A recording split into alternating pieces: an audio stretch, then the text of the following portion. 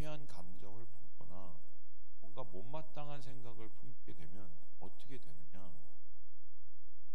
결코 자신의 영성에 도움이 1도 되지 않는다, 이렇게 얘기할 수가 있겠습니다. 전에 제가 그런 얘기를 들었던 적이 있어요. 어떤 안수 집사님이시 이분이 고백을 하시기를 자기는 말씀 시간에 강단을 보지를 않는다는 거예요. 왜 그러냐고 제가 물어봤더니 목사님 얼굴을 보면 시험이 들어서 강단을 보지 않아서 말씀만 듣고 은혜를 받으려고 한다. 여러분, 목사님 얼굴을 보지 않고 말씀만 들으면서 은혜를 받을 수가 있을까요? 없을까요? 네? 있을까요? 없을까요? 목사님 얼굴 보면은 꼴보기 싫고 목사님 얼굴 보면은 마음에 안 들고 시험이 드는데 말씀만 듣고 은혜가 될 수 있어요? 없어요? 없죠. 만일에 목사님에 대한 존경하는 마음이나 혹은 장로님에 대한 리더들에 대한 존경하는 마음이 없이 그냥 말씀으로 혹은 뭐 그거에 반하는 그런 것만으로 은혜를 받는다고 그러면 성경이 아닙니다.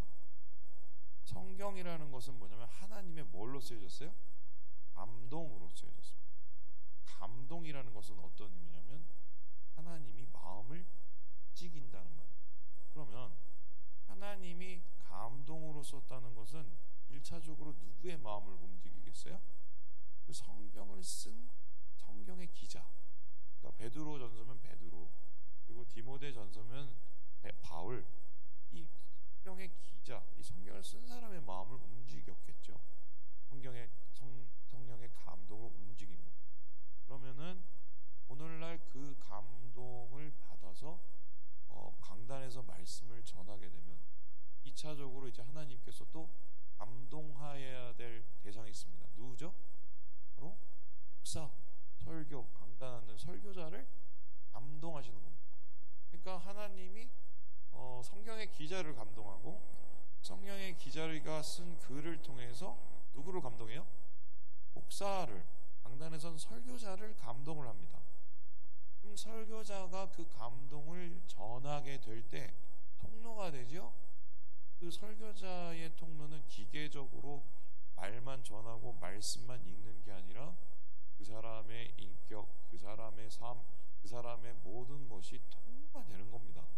그러니까 설교자를 놓고 기도를 진짜 많이 해야 되는 게 잘못하면 우리의 영성과 큰 관련이 되기 때문에. 그래서 그렇다면은 기계적으로 나는 얼굴 안 보고 말씀만 듣고 은혜 받는다, 그 말은 말이 돼요, 안 돼요? 안 되는 거예요. 하나님의 감동으로 쓰여진 게 성령이기 때문에. 그래서 오늘 이 장로님들에 대해서 특별히 또 더 말씀을 전하는 자들에 대해서 이 존경할 것이다. 존경하다는 말은 어떤 의미냐면 존대하고 그에 대해서 존중하는 의미를 가지고 있다. 그래서 이 존중의 의미를 몇 가지로 이야기를 하고 있는데요. 이 첫 번째가 18절입니다. 우리 함께 18절의 말씀을 같이 한번 읽어보도록 하겠습니다. 시작. 성경에 일렀으되 곡식을 밟아 떠는 소의 입에 망을 씌우지 말라 하였고 또 일꾼이 그 삭슬 받는 것은 마땅하다 하였느니라. 이게 뭔 소리냐면 말씀을 전하는 장로님은 목사지요, 요즘 따지면 풀타임 사역자입니다. 말씀 준비를 해야 되고 또 교회를 여러 가지로 또 이렇게 이끌어 가야 되고 그러다 보면은 생업에 종사할 수가 있어요, 없어요? 없습니다.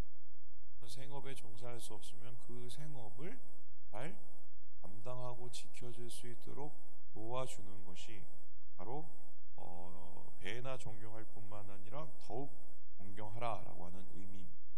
여기서 존경하는 의미는 우리가 목사를 세워서 청빙을 했으면 그에 대한 생업을 여러분들이 존중해 주시기 때문에 제가 먹고 사는 거예요. 그러니까 그래서 성경에서 말하는 이 목사에 주는 월급은 월급이라고 하지 않고 뭐라고 그럽니까? 사례라고 하죠.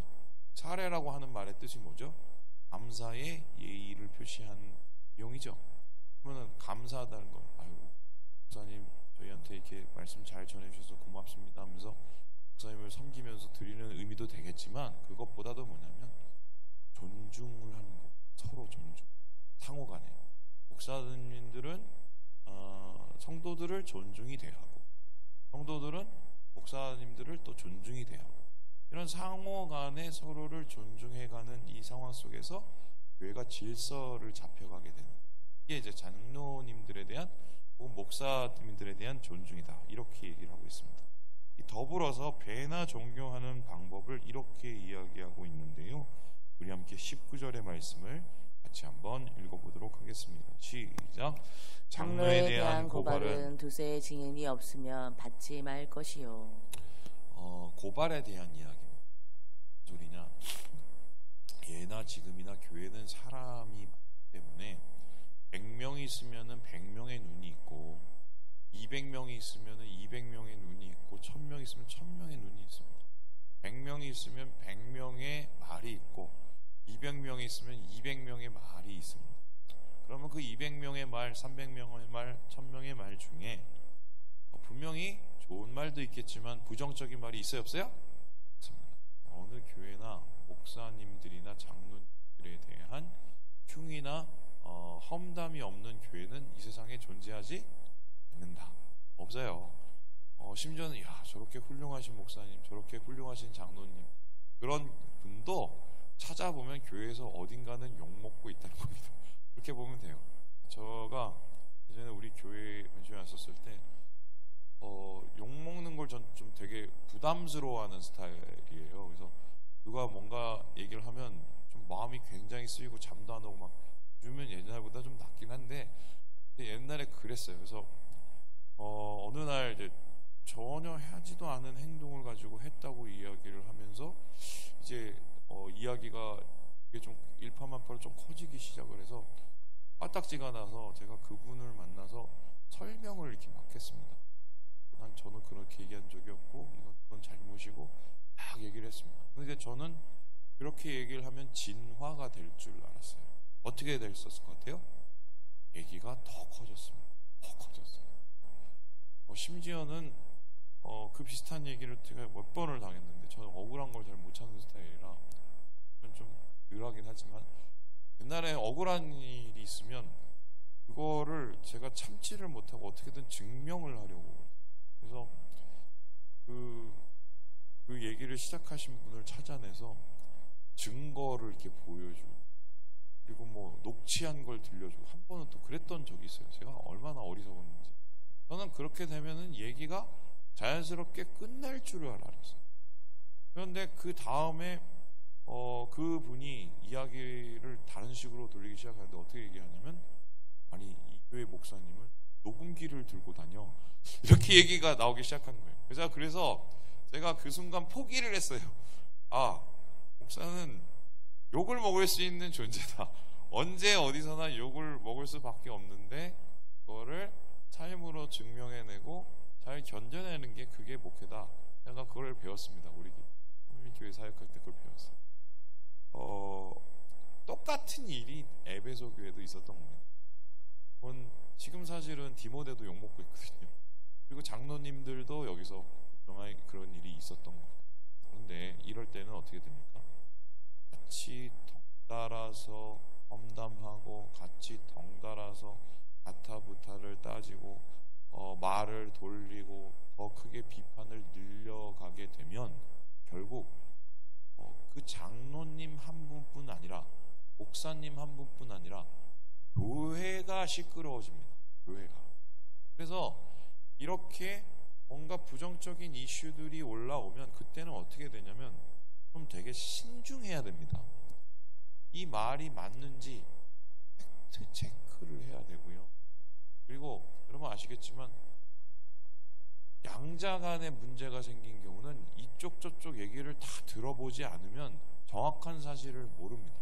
심지어는 양자 간의 얘기를 다 들어도 나중에 같이 대면을 하면 전혀 다른 얘기가 나오는 경우도 저는 경험해 봤어요. 그렇다면은 일단은 그 말에 흔들리기보다는, 소위 말해서 그것이 검증될 때까지는 교회를 고요하게 평화롭게 지켜나가는 것이 우선이라는 거예요. 이게 존중이라는 거예요.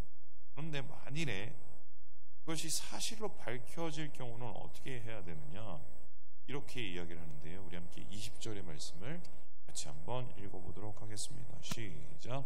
범죄한 앞에서 꾸짖어 나머지 사람들로 두려워하게 하라. 들리겠어요?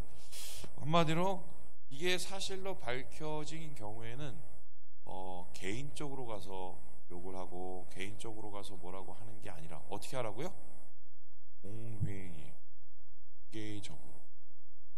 그래서 사실 이 강단은 무서운 자리고 장로라는 직분의 자리가 무서운 자리입니다. 왜냐하면 이거는 공개적으로 나중에 재판을 받아야 되는 자리이기 때문에. 왜 그렇습니까? 장로 한 명 개인의 문제가 아니고 목사 한 명 개인의 문제가 아니고 그것을 통해서 교회가 타격을 입기. 그래서 이것을 공명정대하게 다스리고 그리고 이것을 통해서 교회가 흔들리지 않도록 그 파장을 최소화시키는 게 중요하다. 이렇게 이제 장로와 목사들에 대한 존중을 이야기하고 있는 디모데의 이야기를 보게 됩니다. 그래서 결론은 이제 이 이야기를 하고 있는데요. 제가 지난 화요일 날 얘기한 것 같은데 우리 22절 말씀을 같이 한번 읽어보도록 하겠습니다. 시작. 아무에게나 경솔히 안수하지 말고 다른 사람의 죄에 간섭하지 말며 내 자신을 지켜 정결하게 하라. 이게 되게 중요합니다. 이 소리 뭐냐면 장로를 함부로 세우지 말라는 소리.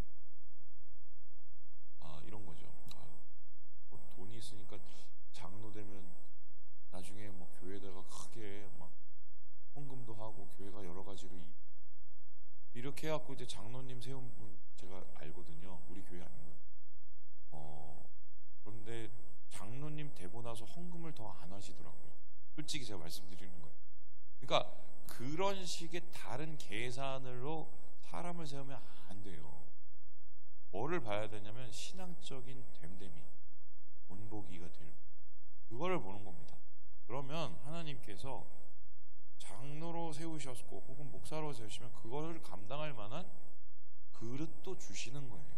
축복도 해주시는 거예요. 저는 그렇게 믿거든요. 그래서 이렇게 세울 때 잘 세워를 뿐만 아니라 다른 사람 욕하지 말고 누구를 지키라고 얘기합니까? 여기서 자신을 이부터 해라 이렇게 얘기합니다. 남 소리 하지 말고 니부터 잘하라는 거예요. 내 자신부터 잘하라는 거예요.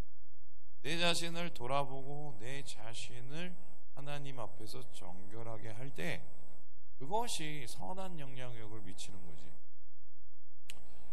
한국 사람들의 이 나쁜 습관 중에 하나가 이런 겁니다. 이건 또 나라를 정말 맞은. 내가 1등이 안 되면 1등 하는 놈을 끌어내립니다. 못된 버릇이에요.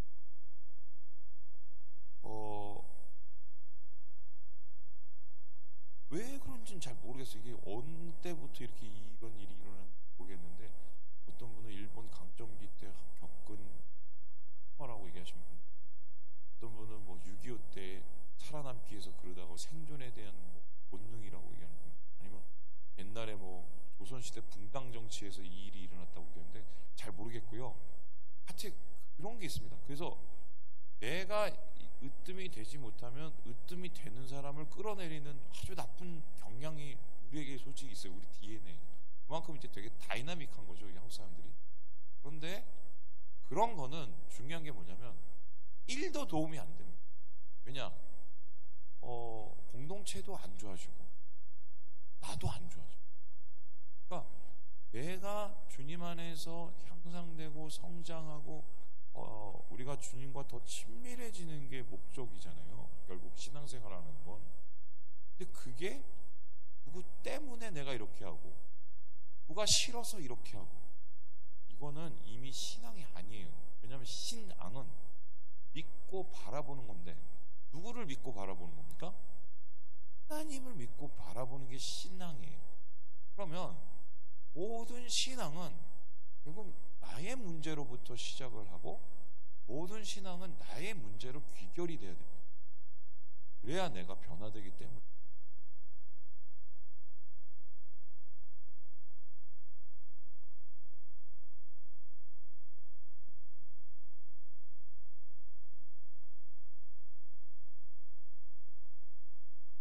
오늘 이러한 교회의 리더를 세우는 일에 그런 신중함과 더불어서 그를 존중하는 것이 교회를 얼마만큼 더 아름답게 하는지 이렇게 설명하고 있습니다. 자, 그렇다면 이 말씀을 통해서 우리가 듣는 교훈이 뭡니까? 제 입으로 좀 말하긴 되게 쑥스러운 뒷담화 하실 때 그냥 뒷담화 2번 하시면 기도 1번 해주세요. 막 그 입이 근질근질 하시죠? 가끔씩. 예.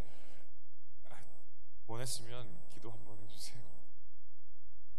그게 여러분의 영혼을 살립니다. 할렐루야. 예.